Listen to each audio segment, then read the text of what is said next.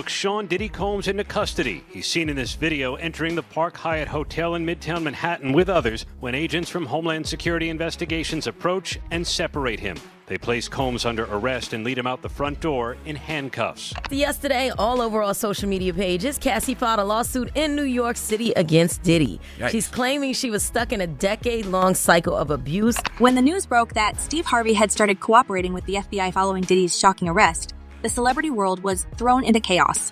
The revelation was jaw-dropping. Steve Harvey, the king of daytime television, fame of game shows, and self-help books, had quietly been entangled in something much darker for years. It turns out that Steve might not have been just an innocent bystander or victim of Diddy's manipulations. He had become deeply involved in a web of deceit, and it all began at one of Diddy's infamous parties. And Stacey, you say today's indictment reads like a mob indictment. What was most shocking to you of all these allegations?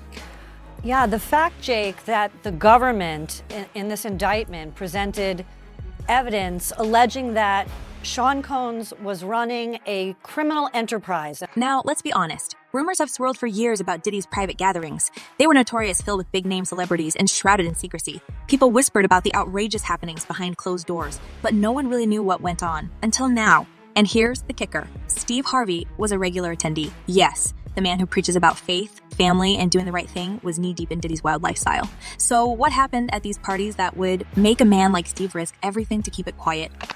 Well, if he really was filming everybody, I mean, he had a lot of people at those parties, right? The answer lies in the fact that Diddy was no ordinary host. According to insiders, he wasn't just throwing lavish parties for fun. He was collecting dirt on his so-called friends. At one particular event, Diddy allegedly caught Steve on camera in a compromising position. We're talking about secret cameras hidden everywhere, recording every move. With very, very serious and salacious allegations, including allegations that Combs had cameras throughout his home. These weren't just casual social gatherings. These parties were elaborate traps. And Steve, who had attended more than one, found himself on the wrong end of Diddy's lens. What exactly did Diddy capture? Well, the details are fuzzy, but the word is that it was something scandalous enough to keep Steve in line for years. For those who don't know, Diddy has always had an eye for power. He knew that having leverage over powerful people was the ultimate insurance policy. So when he realized what he had on Steve, he didn't hesitate to use it. And in this lawsuit, he claims that essentially P. Diddy was the Epstein of the rap industry. Reports have surfaced that Diddy blackmailed Steve for years, demanding favors and even a stake in some of Steve's lucrative business ventures. But here's where it gets even wilder. Diddy allegedly didn't stop at business deals. According to whispers making their way through Hollywood, Diddy demanded something even more unthinkable: Lori Harvey. That's right, Steve's own stepdaughter was supposedly part of the twisted equation. Every aspect of her life. He is accused of frequently beating her and would hide her in hotel rooms for days until the bruising and signs of abuse were gone. It sounds unbelievable, but when you start to piece together the facts, it all fits. Lori, who was in her early 20s at the time, became a fixture at celebrity events around the same time Diddy and Steve were reportedly locking horns behind the scenes. There were even rumors that Lori had been involved with Diddy romantically, rumors that both Lori and Diddy have denied, but they persist nonetheless. In any case, Diddy's hold over Steve wasn't just about money, it was personal. Diddy knew he had Steve right where he wanted him, and Steve wasn't in any position to refuse. That clearly there is a criminal investigation underway, and that they believe that there would be evidence of crimes in one or both of these homes. But why didn't Steve walk away? Why didn't he go public sooner? The answer might lie in how deep Diddy's influence went. If Steve had come forward, he would have had to face the fallout from the footage, whatever it was. And for someone like Steve, whose image is everything, the potential destruction of his brand was too great a risk. Steve built an empire around being the charming, wise, funny man everyone could relate to, but behind that shiny exterior was someone who was terrified of losing it all. You know, I think in federal court and for these charges, they would say it's routine, but in the public realm, this is very significant, just from who we associate Diddy being and everything we've seen him do over the decades. Like you said, this is quite the downfall to go from, I mean, we saw the mansions back in March that were raided by the feds. So to go from living in those mansions to being in a jail cell. The layers of manipulation go even deeper when you look at what Steve allegedly had to do for Diddy over the years. Beyond the rumors of Lori's involvement, sources claim that Diddy used Steve's influence to solve legal issues, make connections, and even launder money through his businesses. It's hard to imagine someone like Steve, who is always preaching about the importance of ethics and values, being caught up in something so sinister. But the whispers have been growing louder. Steve wasn't just Diddy's friend, he was his pawn. He was the person Diddy would call when a problem needed solving, someone to clean up the mess without asking too many questions.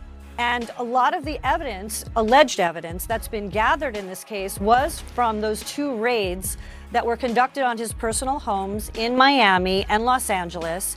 And the indictment names the things seized that he allegedly made videos of these performances that have been named freak-offs.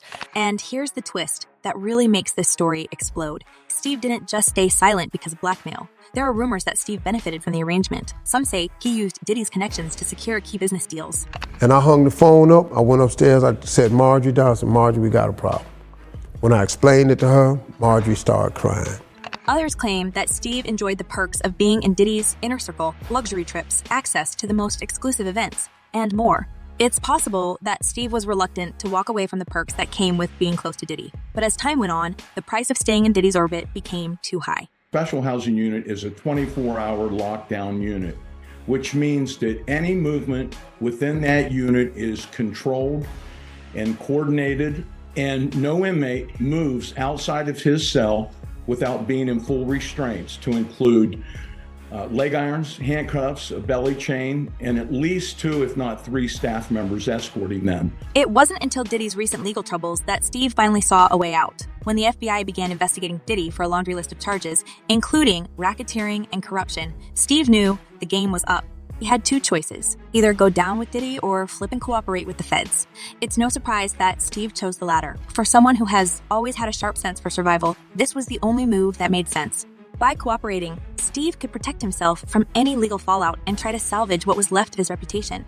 But in doing so, he exposed just how far he had fallen from the image of the wholesome, family-friendly entertainer. Now, if the government is going to mandate that they are responsible for your well-being, they have to ensure the safety of your well-being. In one of the most shocking revelations, it was reported that Steve approached the FBI not long after Diddy's arrest. According to insiders, Steve painted himself as the victim, claiming that Diddy had coerced him into doing things he never wanted to do.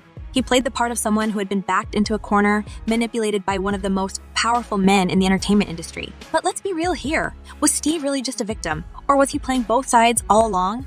His decision to cooperate certainly raises questions about his role in all of this. Got the Diddy situation where he jumps on a private jet, they say yesterday, and is on his way to the Cape Verde Islands. On the surface, it might seem like Steve had no choice. With Diddy behind bars and the full force of the law closing in, anyone in Steve's position would have been looking for an escape route. But the truth is, Steve had been complicit for years. He knew exactly what Diddy was up to, and he chose to stay silent. Whether it was because of blackmail or because he benefited from the arrangement, the fact remains, Steve was part of the problem. And now, with Diddy's arrest and all the skeletons coming out of the closet, Steve is scrambling to distance himself. What's most disturbing is how seamlessly Steve has maintained his public persona throughout all of this. He continued to host his talk shows, write self-help books, and mentor young people, all while hiding his involvement with Diddy's questionable activities. It's a classic case of someone presenting one face to the world while hiding another entirely. And now that the truth is starting to emerge, it's clear that Steve's carefully crafted image is beginning to crack. That's not the issue. The issue is, it seems as though he wants to kind of like exert power and dominance over people who don't really want it. But even as Steve tries to navigate this mess, the real question is, what happens next? Will the public forgive him once more details come to light? Or will this be the scandal that finally brings down his empire?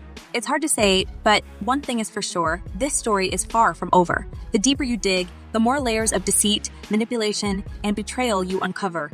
Now, so what is next? Is he going to be in jail in this facility until the trial begins? Is there a chance he could, get moved earlier than that?